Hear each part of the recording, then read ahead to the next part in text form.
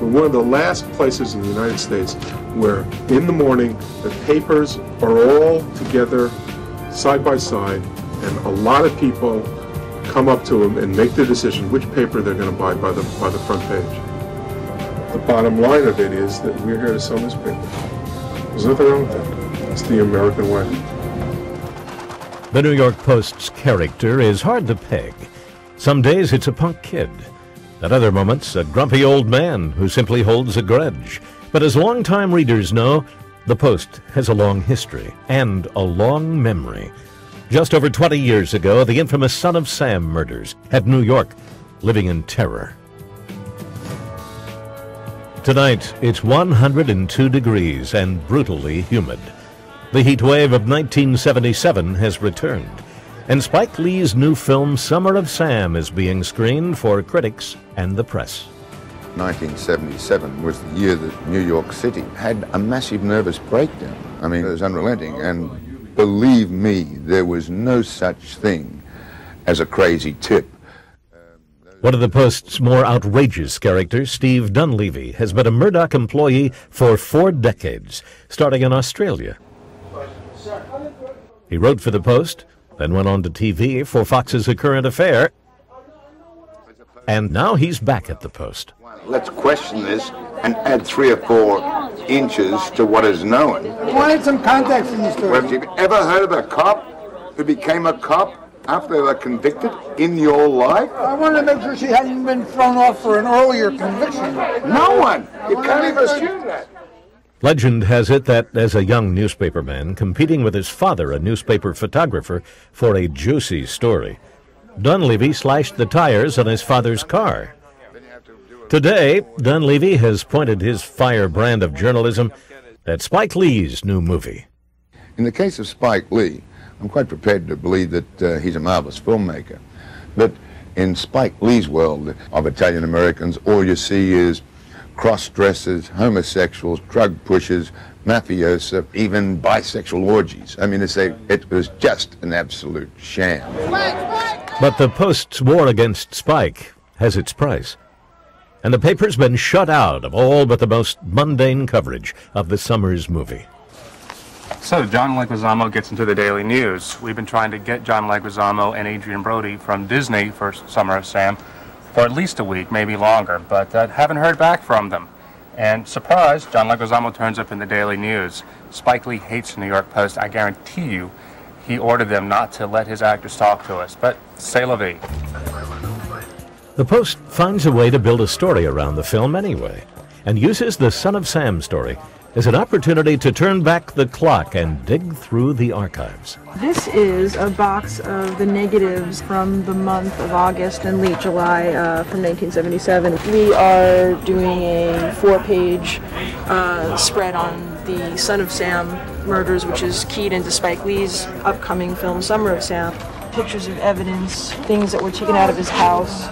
It was such a huge story that there was an entire little wing devoted just to this stuff. This was one of the greatest headlines of all time when the Son of Sam was caught. I mean, look at that face. That's tabloid journalism at its best, caught in red letters. This is an excerpt from a letter that he wrote. This is a copy of his handwriting. This is one of his drawings. This is some of the stuff from inside his apartment, stuff that was written on the wall. One of the reasons that I wanted to come here was to play with the crime pictures. It's always been my obsession. I mean, just the whole culture of the crime scene is just I just love it. As photo editor Gretchen Wieman digs into the paper's pictorial history, she understands the Post has changed. We're not the same paper that we were, in 1977. We're not as crime-focused. I'm still seeing it all come in, but it doesn't make the paper. Back then, reporters got closer to crime, and coverage was more graphic. He had one of the longest perp walks in perp walk history. I mean, it was like a parade. It was still the old days as far as the relations between the press and the police were concerned, so the police were not as vigilant about keeping the press back. This is the body of Virginia Vascarichian. Thanks to a lower crime rate, there's less crime in the paper. The Post is now more serious and more fluffy. Subjects like alternative medical treatments and the latest designer lingerie pump up the pages and sell papers. But an increasingly competitive business section has pushed up readership as well. Still, the Post's intrepid band of scrappy street reporters and photographers fan out as night descends. It's been very quiet because of the humidity. The heat that we've had the last 3 days keeps even the bad guys down. There's a good chance that they'll look to make up for lost time. They called Sam Costanza Calamity Sam. He's been a news photographer for 10 years. Tonight he scans police and fire frequencies, waiting for something to explode. And like clockwork, it does. This will be a prolonged operation, and no searches will be conducted, Kate. We're going to 90th Street and the East River. There's a museum there, and I believe that it's on fire. And For Costanza, anything will do, even a smoky fire in an abandoned museum. now, there's one thing you must remember. When the fire's on the top floor, it's not going to go much further.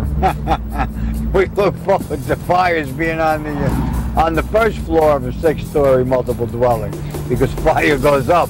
I mean, it's a rather macabre way to look at things, but, you know, it doesn't have much potential. How you feeling, all right? What's the boathouse is gone. There will be no people jumping out of windows tonight, but Costanza's adrenaline still kicks in. All right, Lou, any chance of getting over to get any pictures from New York Post? You got any press things set up? This was going real nice.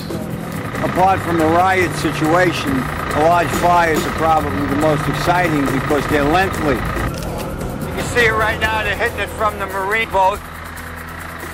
What makes this the shot is we have the firefighters with their backs to us, and we have the sign which describes what this is.